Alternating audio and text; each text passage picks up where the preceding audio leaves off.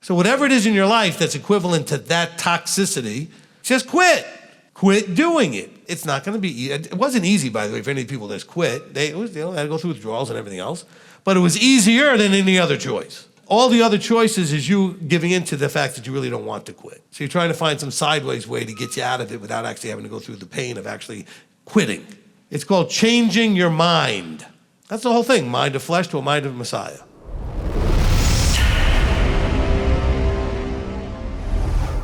So you said that this wasn't a complete list. Do we have a complete list? No. No. Okay.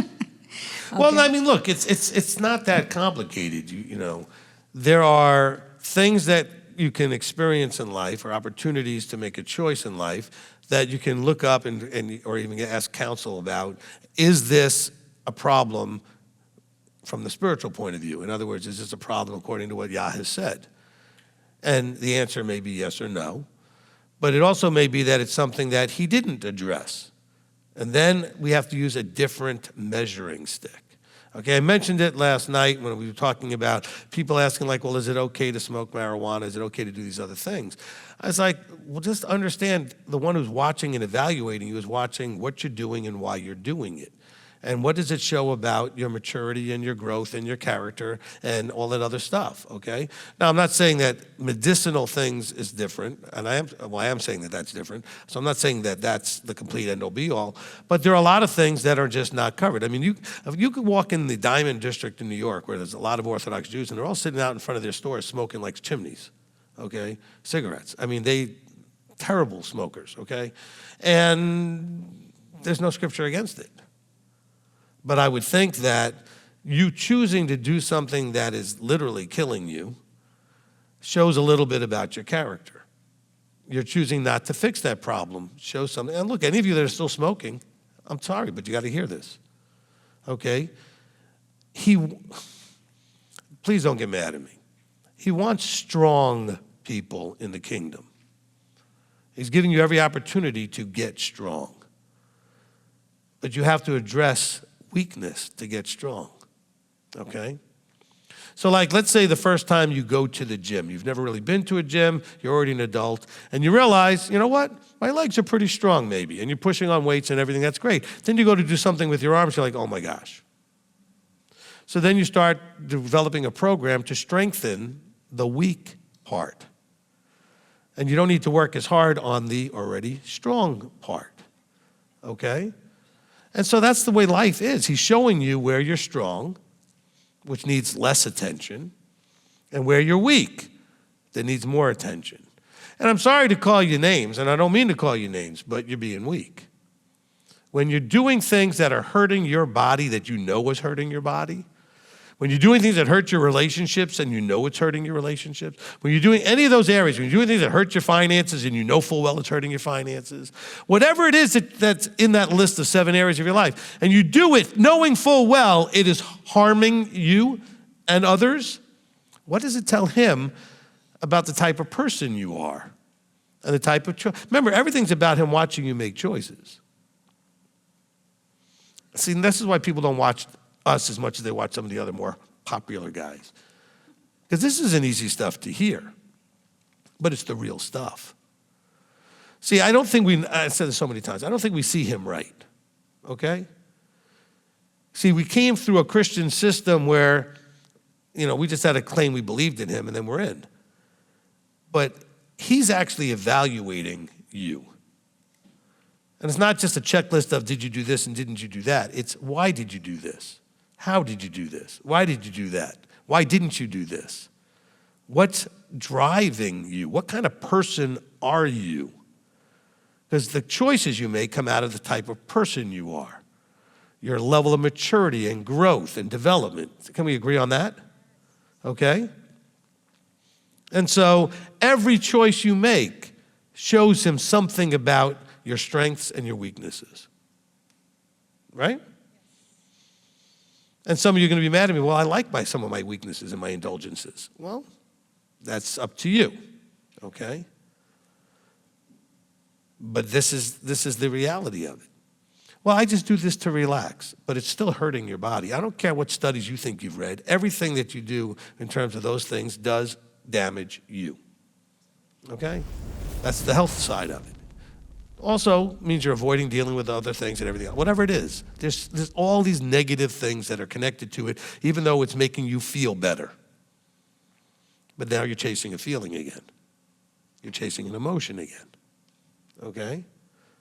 I want to ask that question of myself all the time. Am I doing this because I'm chasing an emotion or because there's actually a good reason to be doing it?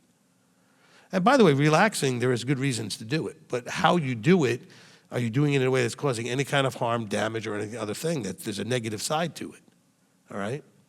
You want to sit quietly in the park and enjoy nature or day or night and look at the sky and the sun and the moon and stars or whatever and really kind of appreciate the massiveness and awesomeness of the majesty of what he's made.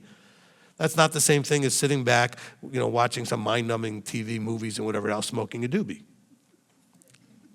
All right? They're not the same thing. You may feel similarly, but they're not the same thing. All right? For those who don't know, because it's a different generation, smoking some marijuana, okay? So, all right? But it's about our choices. And so some of you are like, but I need this stuff. No, you don't. You just think you do. You got to find other ways to deal with stuff, all right? You've become addicted to that as your go-to way to fix a feeling. Stop worrying about your feelings, okay? Stop letting your feelings drive. So you're doing things that's why you eat the junk you eat at certain times of night or day, because it will make you feel different. Are you really hungry, or are you just wanting to feel different? I mean, it could be something as simple as certain foods and stuff. You're indulging, trying to change your chemistry so you feel different. And my point to you is, how is he seeing that in terms of the character that you have? Because I don't think we put enough weight on. Look at what the hoops you have to go through to get a good job that pays whatever you think is good money. And you've got to have certain skill sets and education and resumes and all this just to get some whatever amount of money and a job, whatever it is. He's offering a job called forever, eternal life, no pain, no suffering, eternal life. But that also means he's stuck with you forever. I mean, if you were, I used to play this game on a regular basis with the congregations. If you had the power, like he does, to choose people to live forever with, would you just choose anybody that wanted to? Anybody you knew? There are people you wouldn't want to live in the same house with. There are people you choose right now not to live in the same house with. Some of you moved out of houses really young in age because you didn't want to live in the same house with. And yet we're talking about forever. And what kind of character does it take? Nature does it take? Mindset does it take? Which then has to be expressed in action, which we're going to talk about more in next week. Okay? What does that even look like? See, I don't think we're really thinking about the enormity of what's being offered to us and what that means and how that affects things and how that plays out, okay? Anyway, go ahead. Oh my goodness, that's just so good. I was wondering, as you were talking about chasing an emotion or staying away from one, just avoiding, could that also be, it feels to me like almost like we're worshiping ourselves or even our emotions because we're so focused, and especially if you're depressed. I don't think you're worshiping it. I just think you're enslaved to it. Because it's making you behave a certain way. It's making you get up and get that chocolate or that whatever it is you're going to do that's going to make you feel different. It's making you get up and go shopping because when you spend money, you feel like you're in control and other things in your life are not in control. That's a lot of the shopaholics do. It's like, at least I'm controlling this. No, you're not. It's controlling you. You just have the illusion of control. Okay? And so you're still enslaved. It's not worshiping. You're just enslaved. Okay? And that's the whole problem. Are you going to recognize the enslavement? Okay, I'm not saying to be unemotional. I'm not encouraging us all to be Vulcans or something, okay? Okay, I want you to be, look, the very first things you read in the fruit of the Spirit, the second thing is joy, okay? Joy, it's an emotion. But it comes out of these kind of things that you would do with this mindset, intent, and nature, that you would feel this joy. Okay? So I'm not against emotion at all. I want you to be appropriately emotional in response to something, not doing something in response to trying to get the emotion. Did you see how I just explained that? You are responding to whatever's happening emotionally, which could be very appropriate to be happy, sad, or whatever. Those are proper emotions at times. But are you doing things to create on purpose an emotion? Now, I'm not against that if you choose good things to do that. If I'm not feeling just right, I will go and move my body differently and go do something productive, whatever, that will change my emotion by choosing a healthy, productive way to change my emotion. Tony Robbins talks about this all the time. Motion creates emotion, okay? So like when you don't feel like going to the gym, go to the gym and then you'll feel like going to it. Do the motion, it'll create the emotion, okay? But we want to chemically change the emotion. So we drink, we smoke, we eat. We do these things that change the emotion. Or we do something harmful like overspend or gamble or whatever it is that we do that will change our chemistry, give us the dopamine hits or whatever it is that we need to have, and just, okay? Yeah. All right? I found a lot of things that do that when I had my hormonal spectrum analyzed a couple years back, my practitioner could not believe my dopamine levels. She's like, I've never seen any dopamine levels like this before. Because I find ways to get those hits doing everything. I don't need this phony garbage to create a dopamine experience, okay? Anyway. Thank you, Rabbi. So there's so many different things in the world of therapy, right? There's one, Miss Marlene, we were talking about this the other day. It was something called IFS, Internal Family Systems, and a very interesting thing, when that actually allows you to go inside and deal with these parts that we all have, broken and wounded, whatever, and actually understand where is this coming from, right? And make peace, bring in a more of a rational kind of way to deal with it instead of being paralyzed in fear. Okay, what is the fear about? Okay, well, what if I do this? Will you calm down if I do this? And then kind of negotiating that, and then obviously that emotion, whatever, will just subside, and as long as you kind of follow with whatever agreement you decide to do with that particular fear or emotion. But there is a part that they talk about, which is, they call it the self.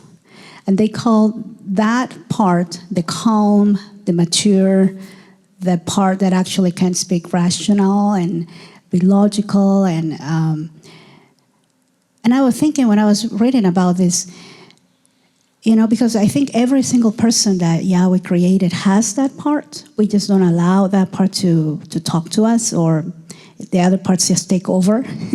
And, we don't listen to that. But when thinking about the Spirit, and how as He adopted us as His children and gave us that Spirit to remind us of what's good and what we should be doing, it sounds very much like that self part, like the part that will be always there, and we can connect with that and actually ask that part to take over, but to kind of like, okay, calm down, you're okay, I know I can listen to and understand, but also I can make a wise decision in this particular moment.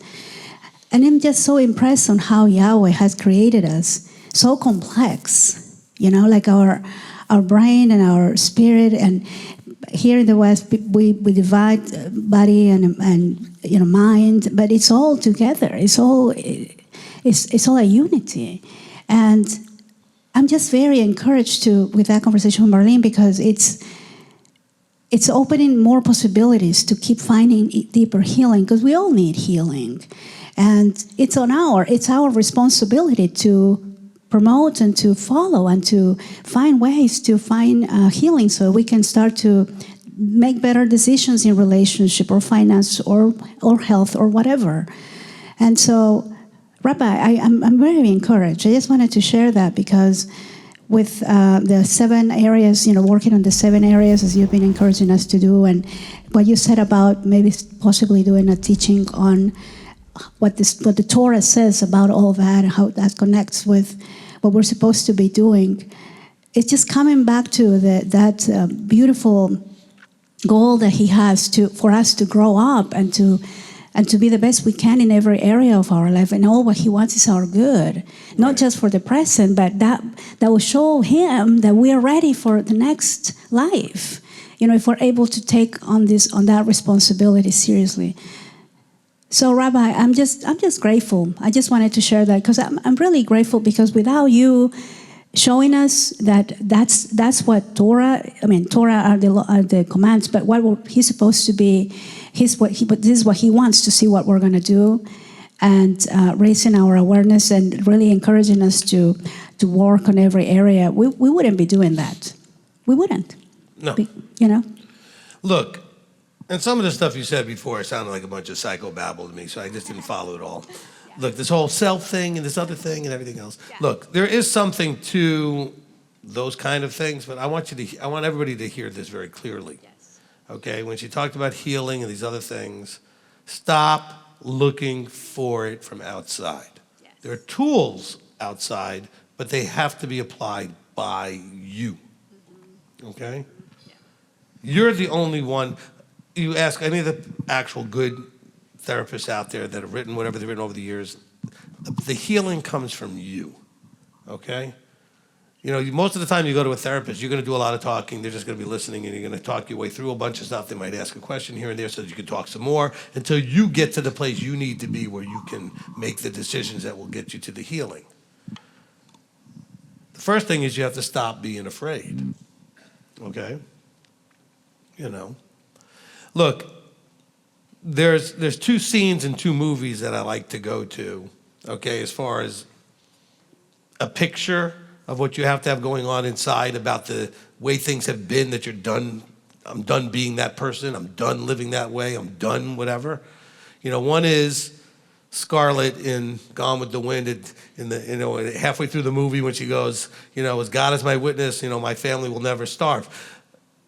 She had gotten to that point, she's like, whatever it's going to take, I'm fixing this. No, she didn't make some really good choices after that, but she at least got to that point where this is not going to keep going the way it's going.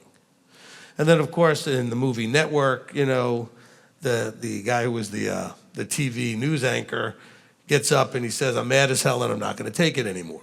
He'd just gotten to the point where he said, I'm just done. When are you going to just be done with that flesh nonsense that's running your life? See, I keep talking to people that are getting nowhere because they will not find in that self or whatever it is that Jana was talking about, the strength to stand up and say, I'm not going to do this anymore. This is going to change. It takes strength to do that. And most of you are like, you're like cardboard cutout people, not people. Like, blow on you, you fall right over. All right, you have no strength. And it's only a choice, by the way. You could have the strength right this minute if you choose to have it. It's in you. Because under the right circumstances, it'll pop out where you need it. You're just not able to pull it out when you want to. Okay, but you have to find that strength. Because he says, this is a war going on inside you. And most of you are sitting in the trenches, sucking your thumb, needing a diaper change. And afraid and cowering in the corner instead of getting up and doing fighting. Win the war inside. And say, no. You go to do what you always did and you say, no, we don't do that anymore. I am not the person that does that anymore. Oh, but we want to. No, we're not doing that anymore. And fight that fight. Some of you are so conflict averse, though, that you can't even fight in your own battle inside you. You take the path of least resistance. I'm sorry, but you're going to have to fight. Because the flesh does not, I'm pretty sure there's a verse somewhere that kind of hints at this, but the flesh does not give up easily. The flesh is going to hold on with everything it's got. And you have to fight. And the way you fight is you make a decision and you decide, I am not doing this anymore. Okay? And that way, and by the way, once you make decisions, nobody can shake your tree. Because the decision has in it, in the Latin, the idea of cutting off other choices. Okay? It's like when you make an incision, you're making a cut, right? So a decision, you're cutting off something. And so you haven't made a decision, though. See, once you make a decision, I'm not doing Christmas and Easter anymore, then nobody should be able to shake your tree about it. Okay, I know you do it, that's fine. I'm not doing it. Okay? They invite you to stuff on Saturday, you made a decision, I don't do that stuff. You just say, look, I'm sorry, I don't do that stuff. It should not be an issue. People come to me saying, oh, but my family doesn't, and they're all mad, and they don't like me anymore, and they want to. What does that have to do with anything? You made a decision. But I don't like the way it feels when they don't like me. I want everybody to like me. I hate to break it to you. Not everybody likes you. I don't care how nice you are and sweet you are. There are people that don't like that. Okay? I'm telling you right now, in a room full of 200 people, if we had, if everybody was here, that I could ask every single one of you if there's anybody in here that you don't like, and every one of you would have somebody that you don't like. Well, I don't like the way they do this, and I don't like the way they do that, and I don't like that they come off this way or that way. Stop trying to please everybody and think that everybody has to like you. Make your decisions because it's who you are and what you are. And I'm not going to be that old me. You're supposed to put that you in the water when you baptized. That's the whole you were supposed to bury. The old you. Okay? But you're just showing weakness. Look, I read. Okay? Do you think Yeshua was weak? You think Paul was weak? John, James, Peter. I mean, I don't see weak people, okay? Anybody that did anything. Moses? No, Moses had his weak moments in the beginning. Well, I'm slow of speech, and I'm the wrong guy, and I don't, they don't like me back at Egypt. Why are you picking me? But he grew out of that weakness and became strong, Strong enough to recognize the weakness in him, wanted to kill somebody, and he said to the Father, please kill me before I kill one of them. And the Father's like, no, that's okay, you can handle this. You're strong enough to handle this. See, but a lot of you don't want to see yourself that strong. I'm not saying become a harsh, hard person. All of this should be happening internally. Nobody should even be able to see it. They'll see the result of it because you'll be doing different things and making different choices. But your personality shouldn't change. You should still be the sweet person you were if you were a sweet person. And if you weren't, you should be a sweeter person. Okay? But that's got to come out of strength. Rabbi Tom likes to help us understand that when it says the meek shall inherit the earth, that meek is quiet strength. But it's still strength. But it's strength that doesn't need to be loud. Some of you had parents that were scary as all whatever, and they never raised their voice ever. There was a strength that you knew they had, that they didn't have to raise their voice. But they conveyed that strength. Okay? I'm telling you right now, all of you can do this. You need to do this. But you need to do it because you feel like you need to do it. Dig inside for that, whatever is Janet psychobabbled, okay? For that self or whatever it is. Because I don't like to hear all of that. It gets to be whatever. Simplify it, okay? Whatever really is you, take control and get the other guys to shut up, okay? Call it whatever you want. Call it all these other things. But stop thinking that it's going to come from some recipe, technique, or some other thing. Just, you got to make a decision. This is who I am. That's who I was, but this is who I am. Okay? And then defend that. Not necessarily to everybody else, to yourself. They'll all see it anyway. They'll see the changes that come out of you gaining the strength to stand up against you, and maybe outside influences trying to influence you. Now you can do it, by the way, if it's somebody else, respectfully, but be strong. I've had to talk to a few people that had to, some people maybe had some interest in dating this one or doing this other one, where I said, look, tell them you're not interested, be strong about it, but don't be mean about it. Right? You can be strong. You can tell look, I told my family whenever they invited me to stuff that happened to be on Saturday, and don't think just because they're Jewish they don't do that, they do. Okay? I had to say, can't do it, it's Saturday. Okay? And I was clear that it was non-negotiable, but I didn't do it in any harsh, mean way. I just said, look, it's Saturday, I can't do it. But I did it in a way that they knew there was no arguing with it. So there was no reason to try to change my mind. I'm not doing it. Okay? But they could feel the strength and conviction behind that. It doesn't have to be hard, strong, loud. They could hear the strength. Okay? Like when I told my children, stop doing that, or whatever, they would know I meant what I said. That's all. Strength just means you mean what you say. If the strength is there, they'll feel that.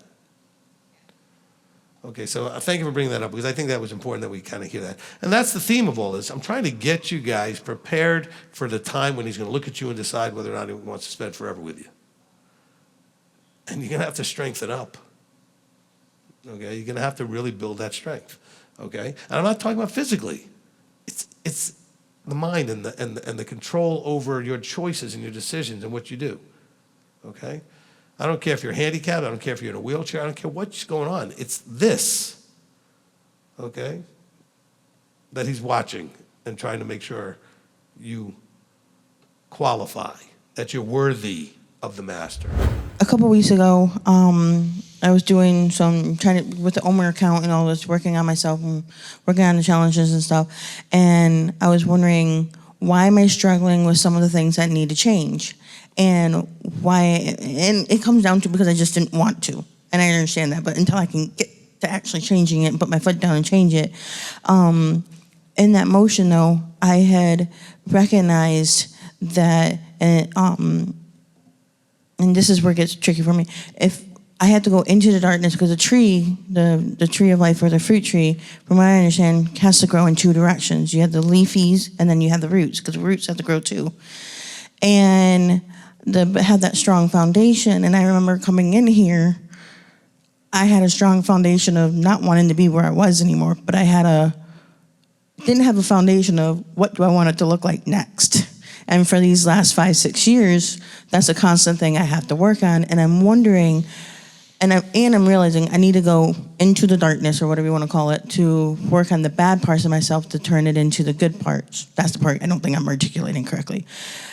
You don't have to go into the darkness. You just have to recognize that there are things that you normally do or choices you would normally make that are just not what you want to be doing anymore, because it was darkness, okay? And you need to do the opposite and do what would be light instead of darkness. I don't want to think that you guys have to go back regressively into this stuff. You don't, okay? Okay, and then, but the question that's coming into, a couple people all throughout this entire time I've been here are, wow, you changed so much, you're doing so well, and all of this. And that's all true. And I thank them, and I thank you guys for recognizing that, and I thank myself for being able to make it go forward. But when they go, well, how did you do it, and all this, that's where I'm like, well, it was my journey, but like, we're in a conversation, and it's like, how do I get to, well, I had to grow my roots and work on myself in the hard places to bear the fruit on the tree, if that makes any sense. Well, look, the answer you should be giving people is that you were willing to expose yourself to a lot of counsel. To a lot of what? Counsel. Counsel. And you had some straight talk, lots of straight talk, okay? But you wanted the straight talk, and you were able to handle that and take care of that. So, and when I said the counsel, I'm not saying I did the stuff I said that you don't need to do. I said I would make her face her stuff and make her then go to work on her stuff and figure out and do the searching and research, whatever, to figure out her stuff. But that's what good counseling does, is make you look at and identify, look, you could say this, this, and this, but this is the problem. So why don't you work on this, okay? And so we had lots of sessions, okay? You know, a lot of the people with the most growth that you see are people that came to me a lot, okay? That doesn't mean I want any credit. It's their credit that they would come, and then they would share, and then I'd say, oh, okay, this is your problem here, or this is this thing here, or this is what you're not dealing with, or whatever it was, and then I send them back to go work on it, okay? And so those sessions were sometimes not as fun as other sessions. It just had to do with how much, and then again, the level of not fun has to do with how much you're attached to what you were doing. Because if you really don't like what you were doing and you really don't want to keep doing it, then what do you care if I tell you that, you got to stop doing that, okay? And so just understand that. Look, you said something at the beginning of this about not wanting to, something that you realized the reason you didn't do it is because you really didn't want to. I want you to, if you know people that quit smoking, okay, and you know people that quit by just quitting, and you know people that quit doing 67 other things like patches and this and that and whatever, go compare which one had it easier. I promise you, you'll hear the majority of the quitters who just quit had it a lot easier. The ones who tried to find every possible thing except just quitting, it took 1,000,000 times longer and it was brutal. Because they just wouldn't just quit, because they didn't want to. All the ones who just quit, talk to Rabbi Tom, he just quit. Why? Because he wanted to. He finally got to a place where he wanted to. And he hasn't smoked in years now. But when I met him, he was smoking.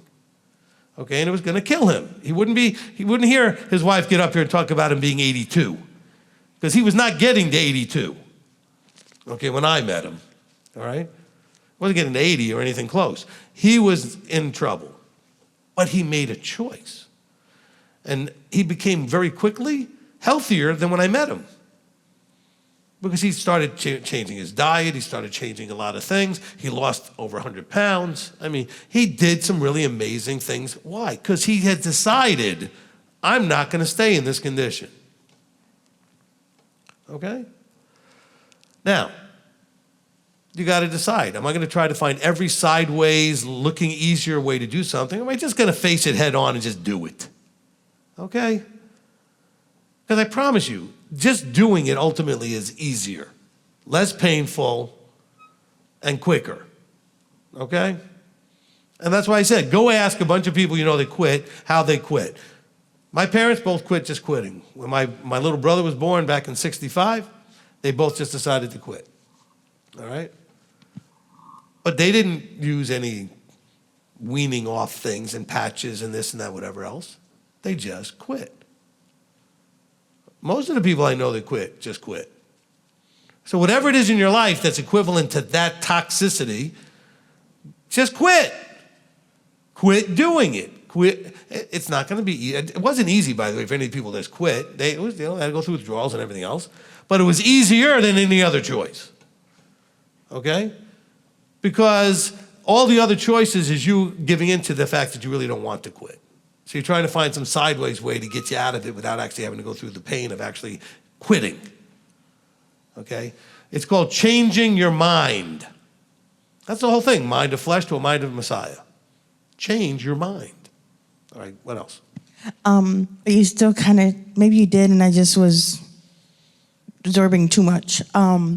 So what personally do you recommend I say to them that want to know my thing? Because part of me just wants to be, but I don't want to feel like I have Just say, I did two things. One, I got a lot of counsel.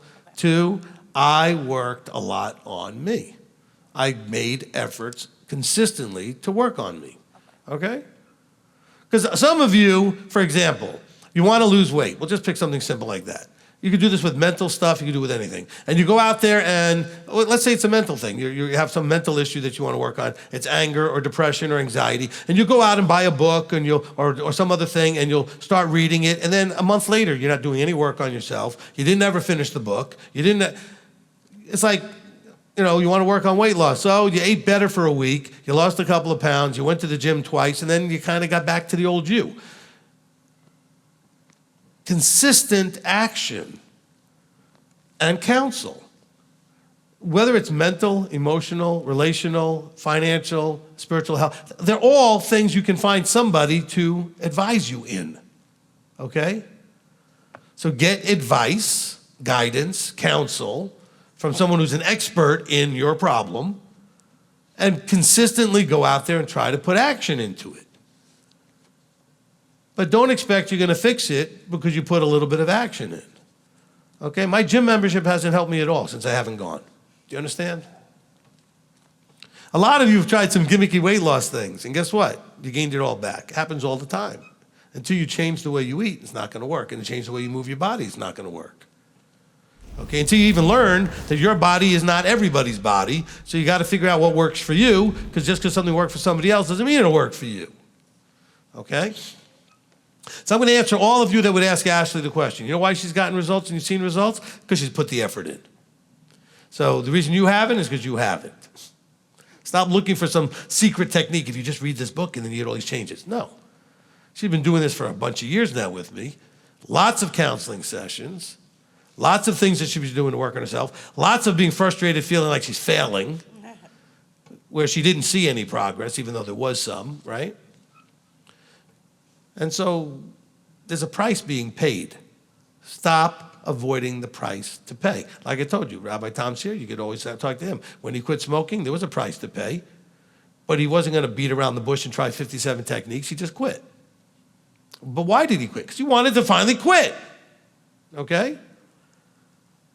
When you get to the point where you're sick and tired of being sick and tired, or broke, or in bad relationships, or whatever it is you're struggling with, being depressed, being afraid, my gosh, stop being afraid. Being afraid is worse than if all the things you're afraid of actually happened. Why can't you embrace that? Not to mention the fact that 99% of the things you're afraid of never happen anyway. Okay? There's actually statistical data on how much of what you're afraid of that actually happens. Okay, most of it doesn't, and then the few things that actually do end up being, most of the time, not as bad as you thought they would be. But you gave all this energy to being afraid all the time. And all the anxiety and stress and the health damage because of the anxiety and stress. That's crazy. Okay? That's crazy. Stop being afraid. But what if this goes wrong? Then be confident you'll deal with it. Do you know, an elder can tell you this, do you know that something goes wrong almost every day here? All right? And in my life and in all your lives, every day there's something, any of those 7 areas, something's going wrong. So I'm supposed to worry about that? Or just deal with it when it happens? And do the best I can to preemptively do well with each of those areas so they should not go wrong too badly, okay? But you have to make some effort, all right?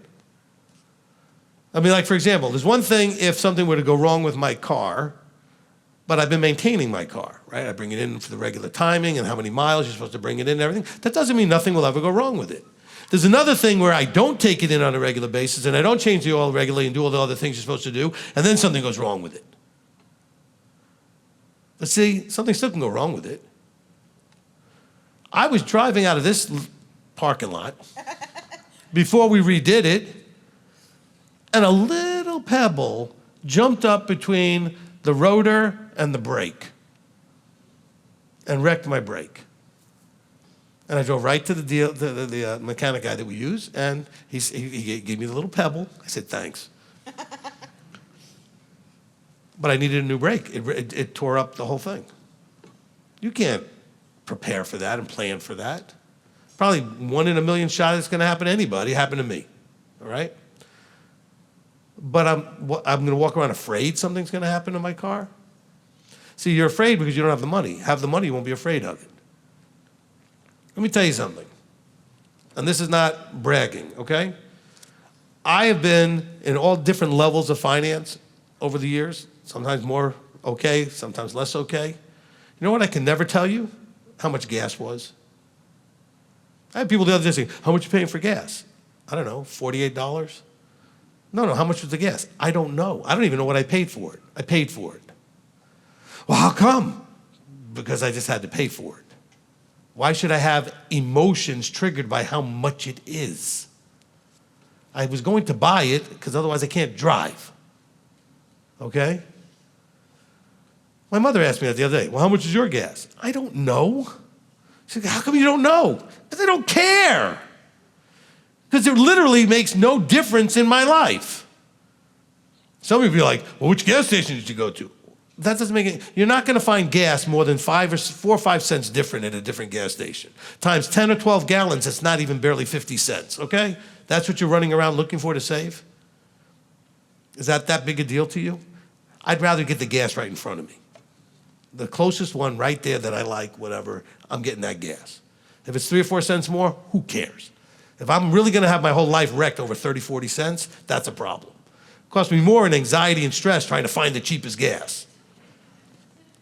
Then I'm going to drive by another one that's cheaper, and then I'm going to have more stress going, oh. But you know what I don't have? Any of that. Why? Because I don't look at the prices. I look at my gas gauge. It's getting near empty. I'm going to the nearest station and get gas. What's it going to cost? Whatever it's going to cost. 30-something when gas was cheaper, 40-something towards 50 when it's not cheaper. But I have a budget that doesn't care. It's budgeted in. If you don't make enough money, you have a different problem. Make more money. That's how you fix the stress about things. If it's money, make more. If it's relationships, fix it. If it's whatever, fix it. Whatever the fix is. Your health is not doing great, move your body more, go get some good medical, counseling and direction, and eat better. By the way, eating better is very different for everybody out there. None of you would ever eat my diet. Okay? I promise you that. There's almost no variety, and it's too boring, and you wouldn't eat it. Okay? But it works for me. I'm full of energy. I feel great. My blood work is always good. Whatever, okay? Find what works for you. But you got to put the effort in all these things. But you don't want to do that. It's too much work. It's work either way. Having your life, one of those 7 areas start to fall apart is not easy. Just like fixing it is not easy. Which hard do you want to deal with? Okay? There was a whole thing I watched, a little TikTok one time on choose your hard. To do it and fix it is hard, but to not do it is going to be hard because the results are going to be hard. Choose which one you want to deal with. It's kind of like the commercials we used to have in New York for, I don't know if it was a car mechanic place that says you could pay me now or you could pay me later. You pay me now and get the checkups like you're supposed to, or you can pay me later when the big thing goes broken because you didn't do the checkups.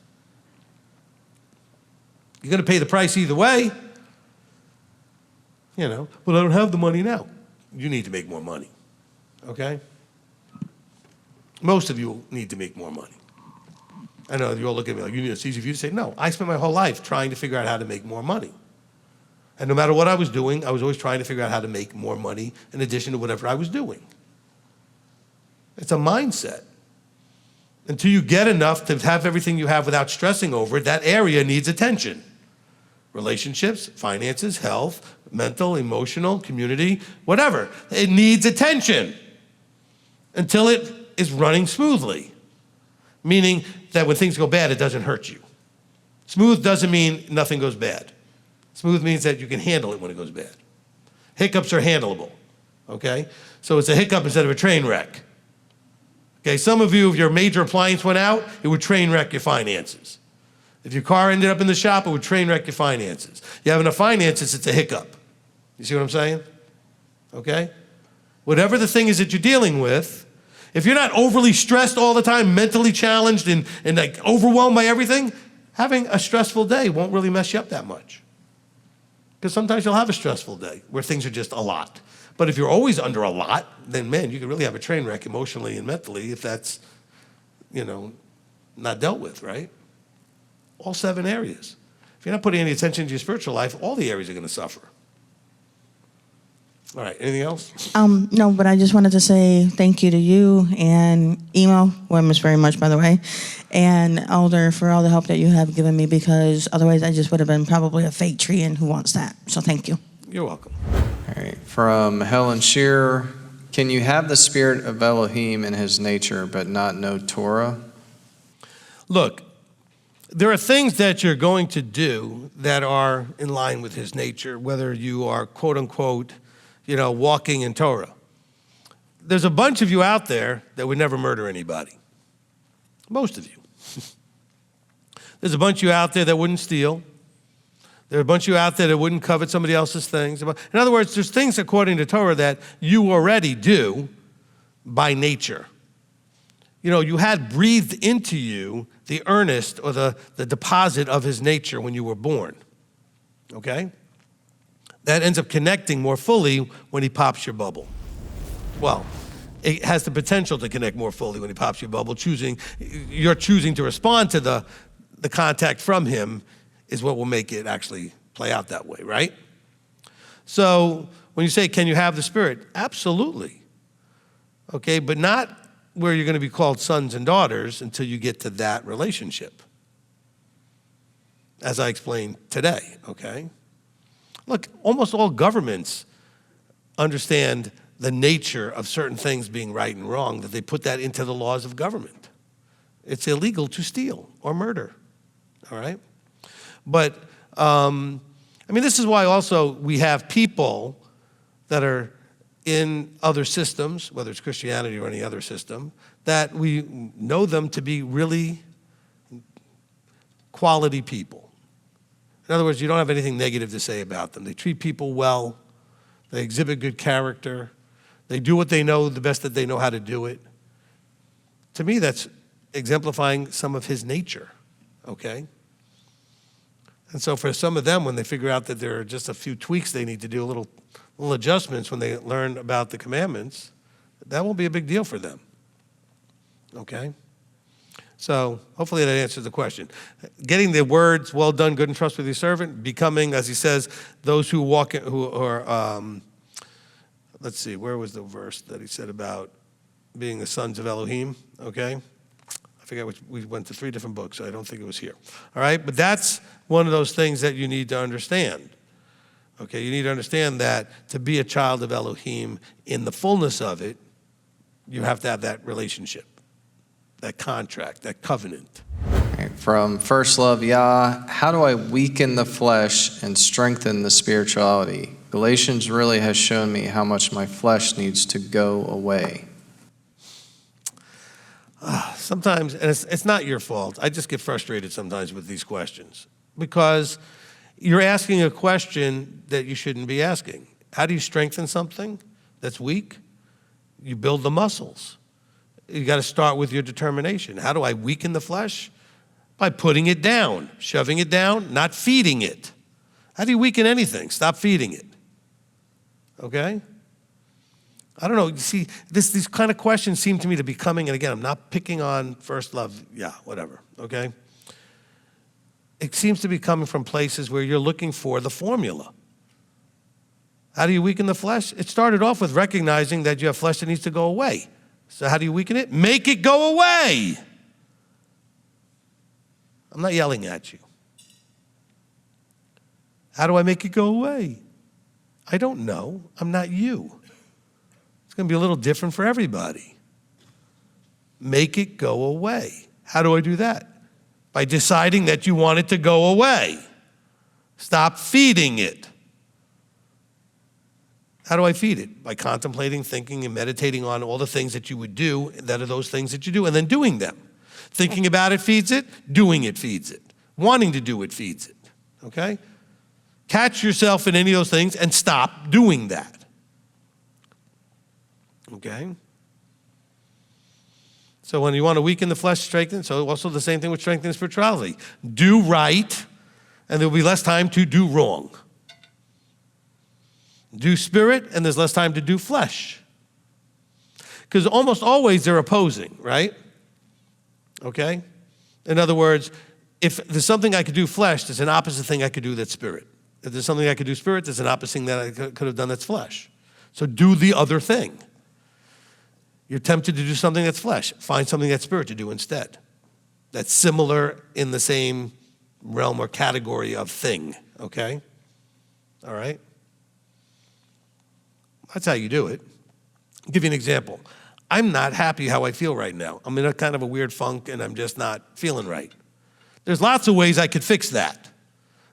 A lot of ones that are flesh. A lot of ones that are spirit. Pick one that's spirit. Practice doing that. Okay? Because you can change how you feel lots of different ways. All right? Okay? Elder has watched me get kind of upset.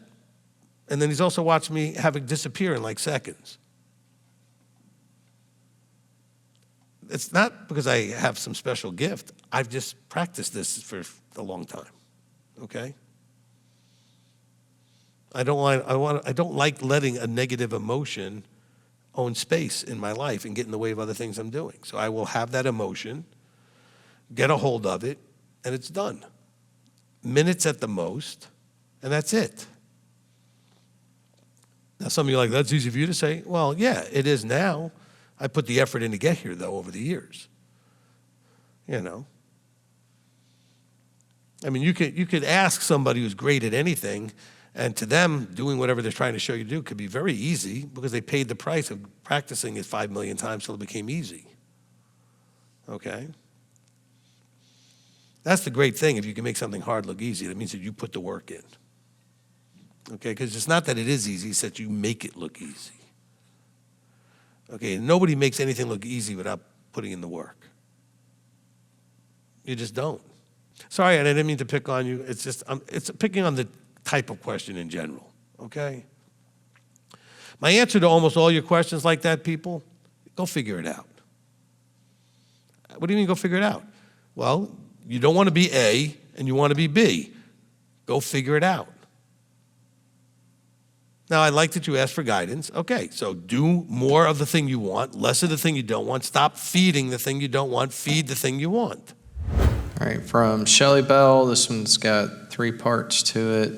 Areas that I struggle with in my life are immaturity issues. I have to work on my maturity levels in the areas that I slack in.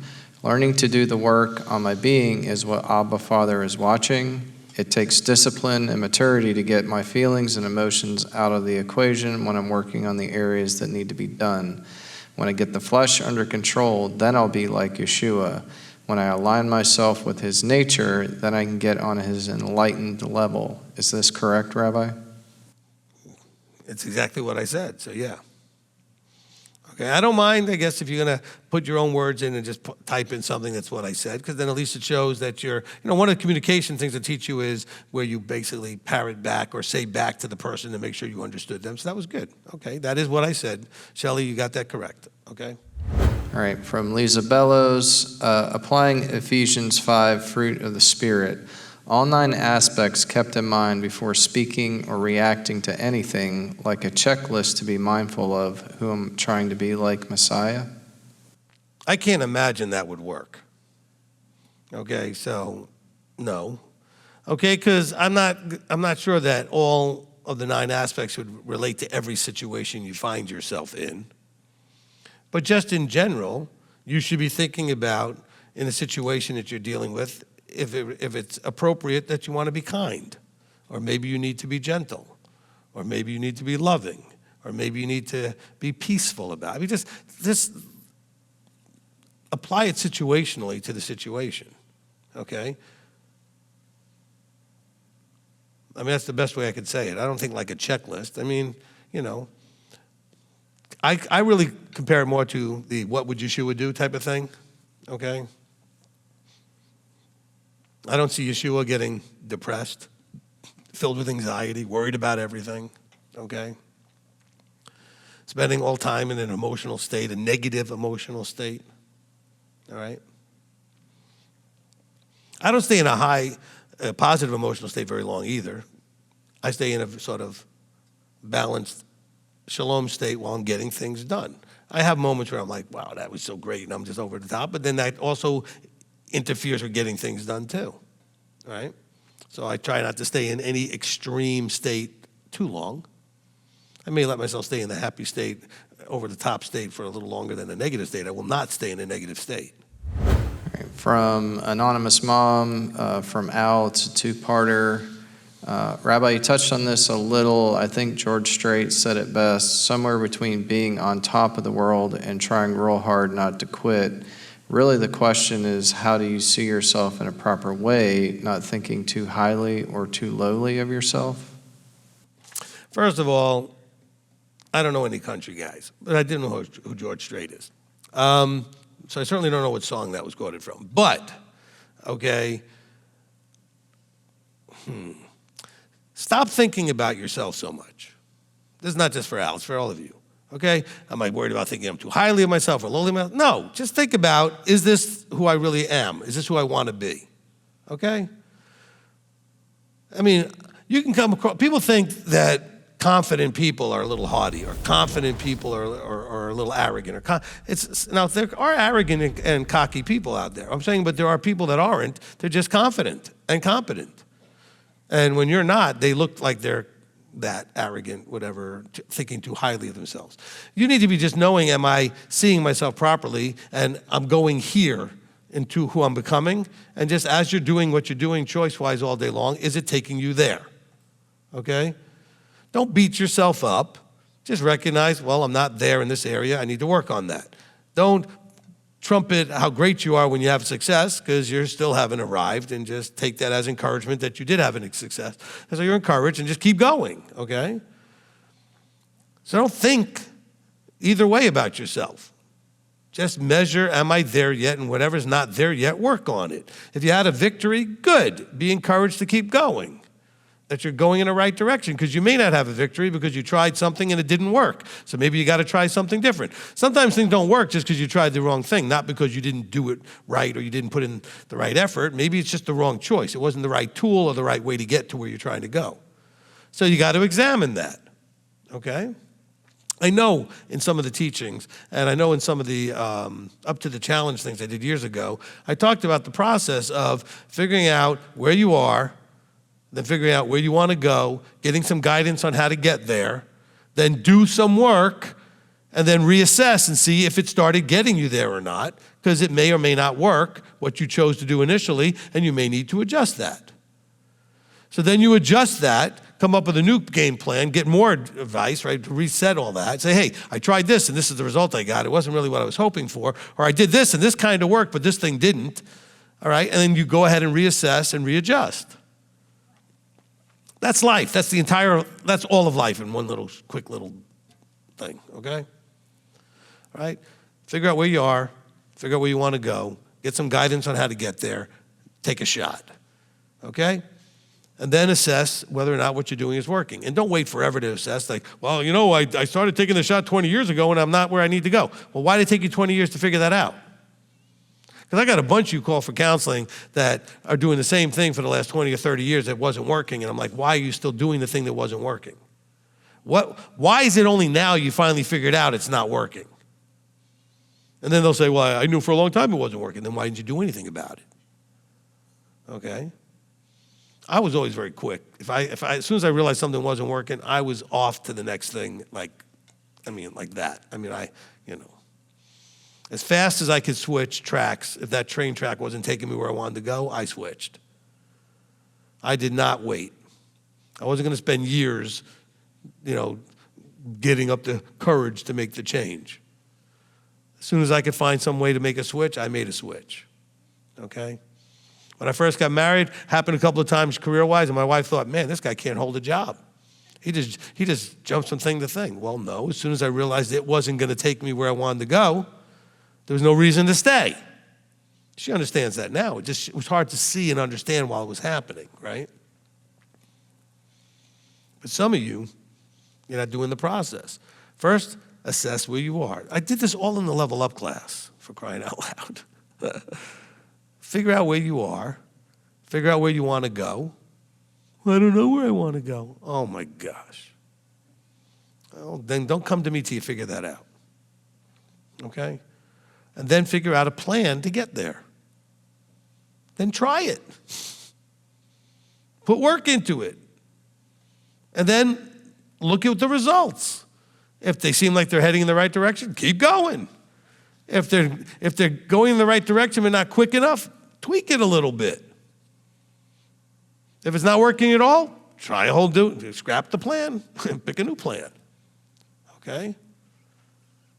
I mean, even if you have good advice and everything else, doesn't mean everything you try is going to work. You're not going to know till you try. Stop being afraid of all that. From Ken Bishop, I'm still having difficulty with Galatians 5, 12, and 13 when coupling ideas, performing by choice is freedom, with do not use freedom as an occasion for the flesh. Where are the guidelines of love? All right. It says, for you, brothers, have been called to freedom. Only do not use freedom as an occasion for the flesh, but through love serve one another.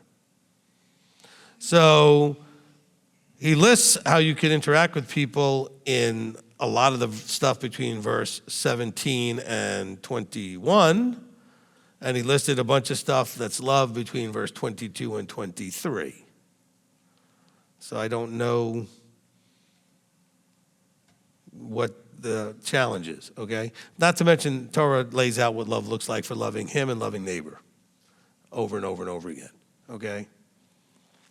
All right? It's really just talking about Paul saying, stop thinking you've just been set free to do whatever you want, okay?